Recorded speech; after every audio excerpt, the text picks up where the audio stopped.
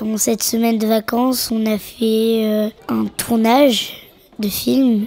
On nous a demandé de parler de la justice. C'est un sujet que j'ai trouvé long, c'est dur, mais comme ça nous apprend à mieux connaître la justice et les lois. Avant de créer le film, on a posé plein de questions sur la justice. Qu'est-ce que c'était ? On s'est servi d'une statue. Cette statue, elle incarne la justice. Le thème de la justice, c'est assez difficile parce qu'il y a plein de choses compliquées que des fois on peut pas très bien comprendre et surtout complexes. Enfin, la justice, c'est très complexe, quoi. Voilà.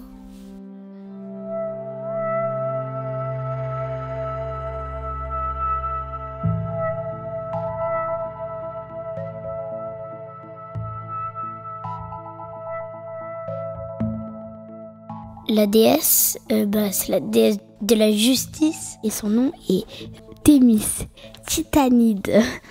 Elle tient une balance. La balance pour la justice, ça sert à peser la gravité des actes. Par exemple, si on a tué des personnes, ça pèse très lourd. Elle cherche ce qui est juste. Elle cherche l'équilibre. Équilibrer le mal et le bien. L'équilibre, ça sert à vivre ensemble, à respecter les autres, même s'ils sont différents de nous. Loi, pour moi, ça veut dire article numéro je sais pas combien. Ça veut dire code de la route, code civil et code pénal. T'as tout dit, au fait. Je sais. Loi, c'est des règles, pas qu'on nous impose, mais qu'il faut respecter pour pas avoir de problème et pas finir mal, quoi. Pour moi, le mot loi, ça veut dire respecter les gens, respecter les personnes et surtout appliquer ce qu'il faut faire et ne pas faire ce qu'il faut pas faire. Les lois, ça sert à que le monde ne soit pas chaotique. Ça sert à organiser en fait la société. Le monde sans loi, ça serait la guerre. On ferait n'importe quoi. Ce serait la cacophonie partout. Alors que s'il y a des lois, si tu voles des choses, tu vas peut-être aller en prison, tu vas peut-être aller en garde à vue. Comme ça, on comprend qu'il ne faut plus faire ça. donc les lois, c'est des droits. Des devoirs. Les deux. Il faut faire une loi bien pour la vie. Pareil. Qu'est-ce qui décide des lois ? C'est l'Assemblée nationale. La justice, ça sert à appliquer les lois, à faire respecter l'ordre dans le pays ou dans le monde. L'arbitre dans la société, ça serait le juge. On va pas dire qu'il commande, mais c'est lui qui sanctionne. Pour moi, la justice, ça sert à protéger tout le monde. À se défendre. Se défendre, en fait, c'est quand quelqu'un t'attaque en quelque sorte. Protéger et défendre. Les deux, en fait. C'est qui peut nous sauver et nous sortir du pétrin. Faire justice soi-même, en fait, du coup, on respecte pas la loi et du coup, on est dans l'injustice aussi. Il faut mieux passer par la loi et écouter ce que la loi, en quelque sorte, a à nous dire. La déesse, elle a les yeux bandés parce qu'elle a besoin d'être impartiale. Pour juger sans voir les gens. C'est pour ça que la justice porte un bandeau pour ne pas avoir de préjugés. Tous égaux, c'est dans les 3 devises de la France, égalité, fraternité et liberté. Pour moi, être tous égaux, c'est ne pas être raciste, respecter les gens et surtout ne pas dire qu'on est supérieur à l'autre ou inférieur. Qu'on soit un homme ou une femme, qu'on ait tous les mêmes droits. Aussi avoir la même paye parce que très souvent, c'est ça qui fait des débats. Des injustices. Ouais, voilà. On a tous les droits communs. Le droit à l'éducation, c'est pas le même dans tous les pays. Pas tout le monde a accès à l'école. Non, pour moi, on n'est pas tous égaux parce que tout ce qui se passe en France, que ce soit dans la rue, à l'école, au supermarché, on n'est pas pareil. Ah oui, par exemple, la Russie et l'Ukraine, pourquoi la Russie cherche des noix à l'Ukraine ? Elle fait ses lois. La déesse a un glaive parce qu'elle peut punir, qu'elle tranche, elle décide. C'est le jugement. On a écrit une histoire qui parle de vol et de mensonge. C'est comme une fable de Jean de La Fontaine. Sauf qu'il n'y a pas d'animaux. Comment dire, le message qui est représenté dans l'histoire, c'est dire on peut toujours essayer de trouver un arrangement pour que ça soit égal, que ça soit juste.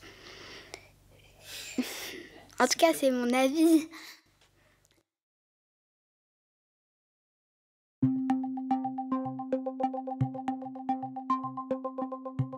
Il était une fois, dans une société lointaine, pas si éloignée de la nôtre, 2 paysans, Sophia et Charlie, qui avaient chacun un terrain sur lequel ils cultivaient des pommiers. Ils vivaient paisiblement en harmonie jusqu'à ce qu'un pommier, qui avait poussé pile poil entre leurs 2 champs, vienne semer la zizanie. Ce matin-là, Sophia découvre avec stupeur que toutes les pommes du pommier ont été récoltées du côté de Charlie. Très contrariée, Charlie! Elle demande des explications à son voisin. Et Charlie affirme que les pommes lui appartiennent et que c'est le vent qui les a fait tomber de son côté. La dispute s'envenime. Sophia accuse Charlie de lui avoir volé ses pommes. Et puisqu'ils n'arrivent pas à trouver un accord, Sophia finit par saisir le juge et porte plainte contre Charlie. Oui, Madame Sophia, vous avez un problème avec Monsieur Charlie? Oui, Monsieur le Président. Le juge écoute les arguments des uns, Ma part de pommes. les arguments des autres. Comprenez-moi, mon bon ami. Je veux dire, Monsieur le Président. Elles sont tombées de mon côté, donc ce sont les miennes. Le juge écoute les avocats, Je suis l'avocat de Monsieur Charlie. Je suis l'avocat de Madame Sophia. les témoins, Car j'appelle les 2 témoins de ces personnes. écoute les 2 parties. Vous êtes un témoin, pas un avocat de une. Je suis un avocat, déjà. Oui. Mais tout à coup, Monsieur le juge. Oui. C'est pas équitable. Vous connaissez Charlie. une rumeur s'éleva alors de l'Assemblée pour réclamer la justice Le juge connaît Charlie. et l'impartialité.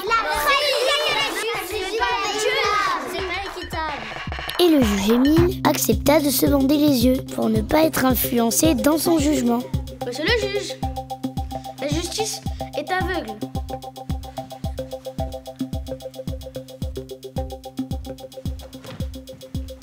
Puis il s'éclipsa pour peser le pour et le contre dans cette affaire qui opposait les 2 voisins.